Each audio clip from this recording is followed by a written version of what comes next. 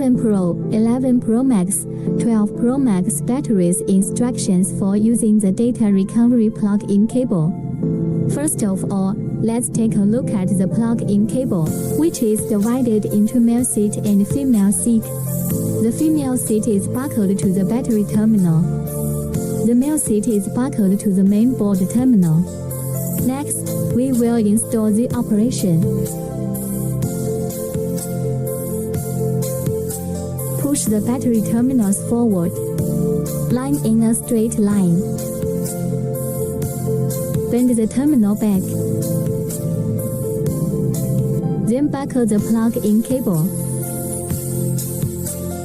After buckling, bend the outer side of the cable. You can see that the plug of the cable is the same as the original battery holder. Next, bend and shape the wiring of the terminal part.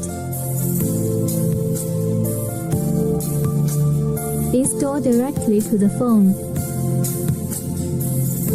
Plug in the charging cable to turn it on. After installation, do not turn it on directly. Check battery health display after power on, unknown part. Shut down at this time. Plug in the charging cable and turn it on. View battery health display 100%. At the same time, no pop-up window prompts, unknown parts.